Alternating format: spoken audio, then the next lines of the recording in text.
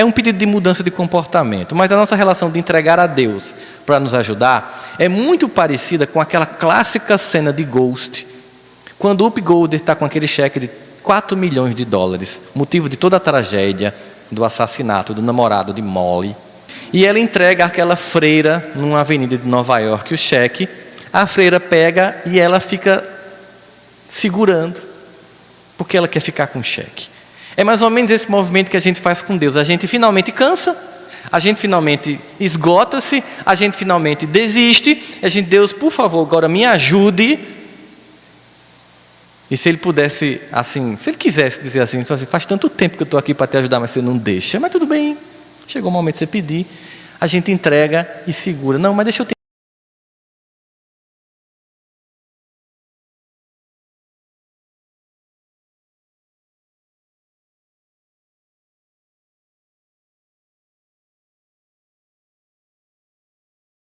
Esse é um sentimento muito ruim, porque o sentimento de comparação provoca um estrago na nossa autoestima terrível, pelo simples fato de que, invariavelmente, nós só nos comparamos com as pessoas que são melhores que nós.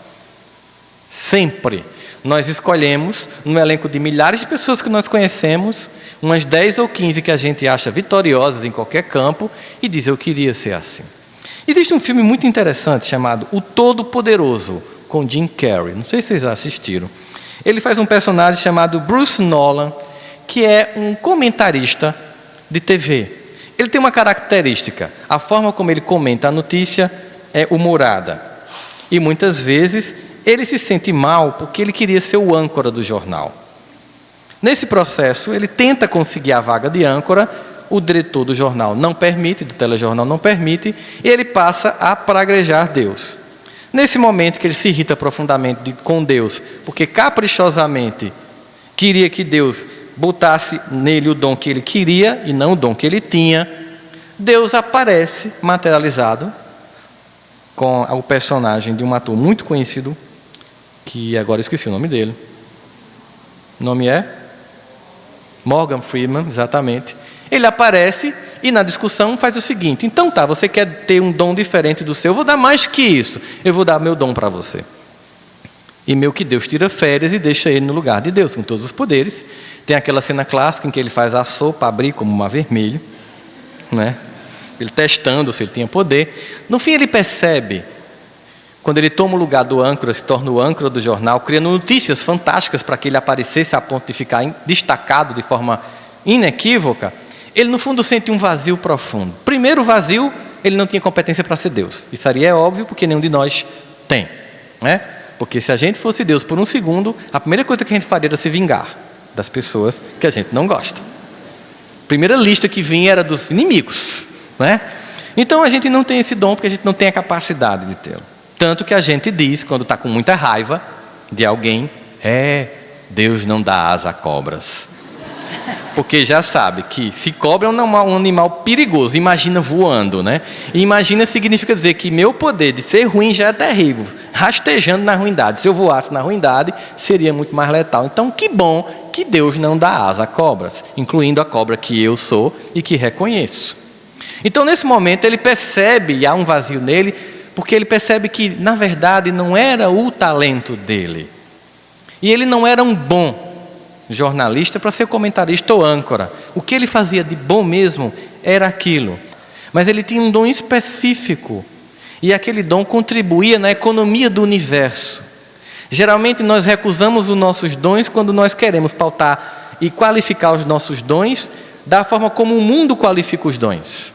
Aí a gente se sente invariavelmente infeliz. Mas quando a gente percebe que não importa o lugar, mas importa que o haja, a gente vai perceber que aquele dom tem uma finalidade. Tem um filme muito, muito fantástico, que é As 5 Pessoas que Você Encontra no Paraíso. É um filme fantástico. É um homem que passa a vida inteira consertando um parque de diversão e reclamando a Deus porque ele só faz aquilo. Depois que durante a guerra do Vietnã, ele fica com a perna um pouco manca e capenga, e lá ele não tinha outra condição que não fosse viver consertando a montanha-russa, a roda gigante. Eu não vou entrar em detalhes do filme, mas vale a pena ver. Ele descobre, ao desencarnar, encontrando 5 pessoas, que o que ele fazia era, ao consertar aqueles brinquedos, evitar a morte de muitas crianças a vida inteira. Aos olhos dos homens, ele era apenas um mecânico de montanha-russa. Aos olhos de Deus, ele fazia algo importante na economia do equilíbrio do universo.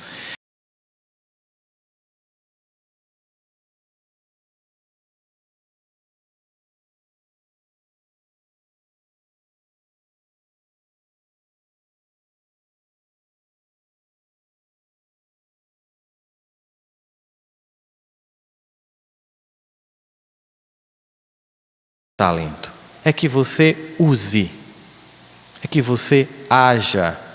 A gente vê isso também no momento em que ele fala daquela mulher, o óbolo da viúva, que ela vai deixar uma moeda que é pouca em relação ao donativo dos que lá diam muito mais, mas Jesus vai dizer o seguinte, que ela deu do que não tinha, ou seja, ali ele ainda vai além da parábola do talento. Porque aquela deu do talento que nem tinha, ela deu do que faltaria. Claro, nós sabemos que alguns irmãos nossos equivocadamente usam essa passagem para dizer que a gente tem que viver dadinho dando dinheiro a Deus. Mas o objetivo ali é mostrar que a gente pode inclusive dar além. E o que é realçado naquela mulher, em detrimento de todos que deram até mais do que ela, foi a atitude de se mover, de não paralisar, de não se justificar e de ter atitude. Atitude é algo que significa dizer que você passa a ser uma pessoa que é autorregulada, que os parâmetros que regulam suas ações não são as satisfações que você dá à sociedade, ao ambiente externo, aos preconceitos sociais, às exigências de etiqueta comum da vida coloquial. Mas é que você pauta a sua própria conduta baseado em suas crenças pessoais e age independente da aprovação do mundo. O servo infiel teve medo da própria luz, do talento que tinha e que podia multiplicar. Ele se comparou, ele se apequenou, ele se justificou, ele não agiu, ele não trabalhou, ele não avançou, ele não andou de patamar. Ele tinha todo um discurso de autojustificativa para a incompetência e para a imobilidade. O objetivo de Deus, ao tirar temporariamente o talento, era fazer ver que sem aquilo, ele poderia finalmente perceber que ele iria pedir a Deus um talento que fosse, para finalmente agir. Que enquanto ele reclamava do que não tinha, quando faltou ainda mais, ele finalmente pôde perceber que o que ele tinha já era muito. A gente lembra de uma outra parábola, a parábola dos trabalhadores da última hora, quando aquele que trabalha a 1/10 hora recebe a mesma coisa que o que chegou de 5 da manhã, reclama porque ele chegou de 5 da tarde, de 5 da manhã, diz, eu cheguei de 5 da manhã, e ganhou a mesma coisa desde que chegou de 5 da tarde, e ele diz, a quem muito tem, tudo lhe será dado, e a quem pouco tem, mais lhe será tirado. Parece de uma injustiça a toda prova.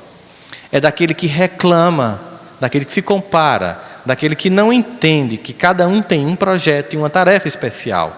E quando você observa o seu campo de ação, quando você não olha ao redor para se comparar, para se diminuir, você entende como Deus capacitou. Como temos formas de agir.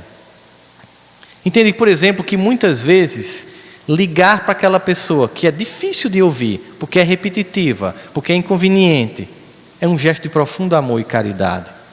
E aquilo, simplesmente aquilo, vai gerar tanta alegria naquele coração. Que às vezes, jantar com aquele parente que nos solicita uma atenção há muito tempo, vai representar para aquela pessoa uma mudança completa na vida, e é tão pouco, ela apenas quer lhe escutar. Às vezes, apenas a presença silenciosa diante de alguém que está em luto, mas que sabe que você está perto.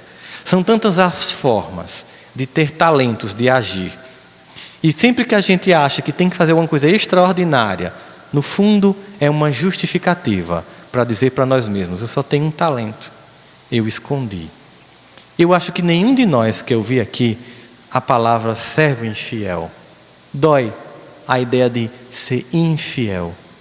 No mundo como o de hoje, em que a angústia, os desequilíbrios morais, políticos, econômicos, as calamidades de saúde, as transições de todas as ordens, mostrando um ambiente de profunda ebulição, nos conclama a não sermos o servo que esconde, que teme, que se fraqueja e que não age e que é omisso. Nós somos convidados, como trabalhadores da última hora, para finalmente, nesta existência, agir. Não ocupando o lugar do outro, ocupando o seu lugar no mundo. Deus não nos deu apenas uma identidade genética única, um polegar que tem uma imagem única, uma íris que tem uma imagem única. Ele nos deu uma personalidade única, para que de uma forma única possamos impressionar os que nos cercam com os nossos valores. Se Deus quiséssemos que todos fôssemos iguais, teríamos um mundo robotizado e tedioso. A diversidade que nos compõe para Deus é um grande jardim florido. Por mais bonito que seja um ramalhete de rosas, ele termina sendo tedioso quando comparamos a um campo florido com todos os tons que a natureza pode dar. Cada um de nós tem um tom. Abrir mão do tom que tem para tentar ter o dom ou o dom do outro é uma missão para consigo mesmo. É não enxergar em si mesmo o potencial que Deus deu, esconder o talento e se omitir. E não é o que nenhum de nós quer. O que nós queremos é manifestar o nosso melhor. O que nós queremos é não ter medo. O que nós queremos é fazer expandir através de nós, numa relação especular, Deus como um sol. E nosso espelho embaçado, mais trabalhado, mais polido, mais limpo, dia a dia, possa cada vez mais refletir esse Deus em tons cada vez mais fortes. Para ofuscar? Não, ninguém. Para iluminar a nós e aos demais. Muita paz.